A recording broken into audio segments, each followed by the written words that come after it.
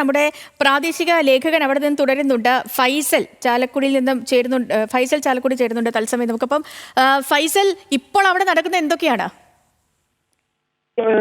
ഇവിടെ ഫോറസ്റ്റും പോലീസും വന്ന് ഇതിന്റെ ഇൻക്വസ്റ്റ് കാര്യങ്ങളൊക്കെ തുടങ്ങാൻ പോവുകയാണ്.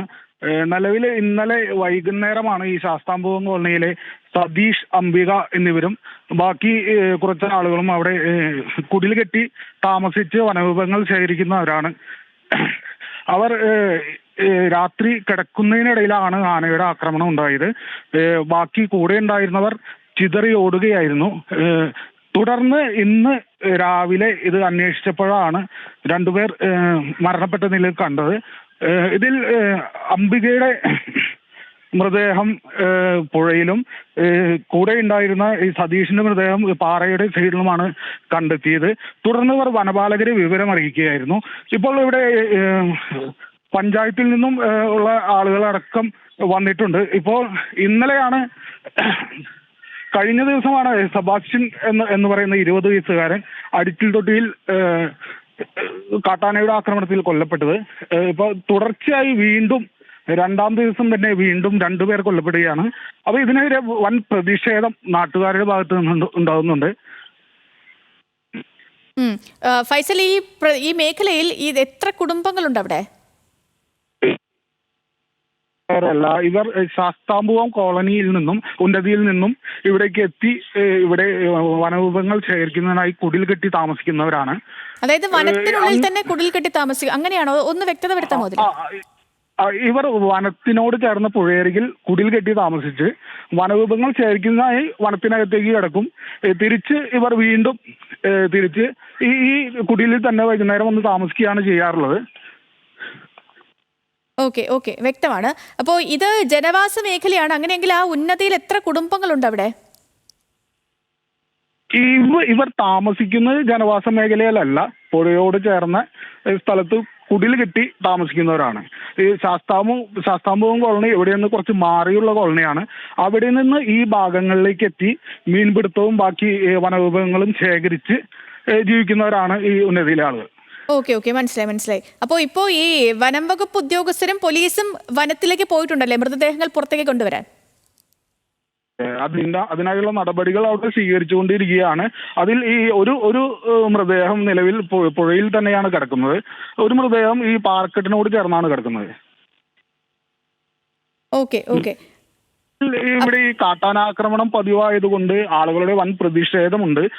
നിലവിൽ ഈ പ്രതിഷേധ സാഹചര്യം അവിടെ നിലനിൽക്കുന്നുണ്ടോ ഫൈസൽ?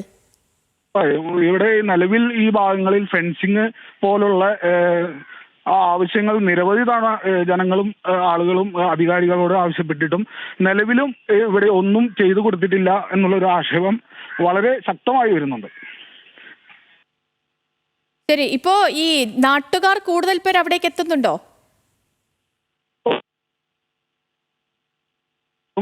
സമീപവാസികളും ഈ ഭാഗങ്ങളിൽ എത്തിയിട്ടുണ്ട്. ആളുകളെല്ലാം ഈ തുടർച്ചയായി ഈ വന്യമൃഗങ്ങളുടെയും കാട്ടാനയുടെയും ആക്രമണത്തിന്റെ ഒരു ഭീതിയിലാണ്. അതിന്റെ ഒരു പ്രതിഷേധം നിലവിലിവിടെ ആളുകളിൽ ഉണ്ട്. ശരി, മറ്റ് ഉദ്യോഗസ്ഥരാണെങ്കിലും ഈ സമീപ സമയങ്ങളിൽ എത്തുമെന്ന് അറിയാൻ കഴിയുന്നുണ്ടോ? ജില്ലാ കളക്ടറോ അതല്ലെങ്കിൽ ഈ മുതിർന്ന മറ്റേതെങ്കിലും ഉയർന്ന ഉദ്യോഗസ്ഥരോ അവിടേക്ക് എത്തുമെന്ന് അറിയുന്നോ? ഇത്തരം വിവരങ്ങളൊന്നും ലഭിച്ചിട്ടില്ല. വാഴച്ചാൽ DFO അവിടേക്കുള്ള യാത്രയിലാണെന്നാണ് അറിയുന്നത്. റേഞ്ച് ഓഫീസർ തലത്തിലുള്ള ഉദ്യോഗസ്ഥരാണ് നിലവിലിപ്പോൾ ഇവിടെയുള്ളത്. ശരി, ഇതിപ്പോ ഈ കാട്ടാന കൂട്ടത്തിന് മുന്നിൽ പെട്ടുപോകുകയായിരുന്നു ഇവർ, അങ്ങനെയാണോ മനസ്സിലാക്കാൻ കഴിയുന്നത്?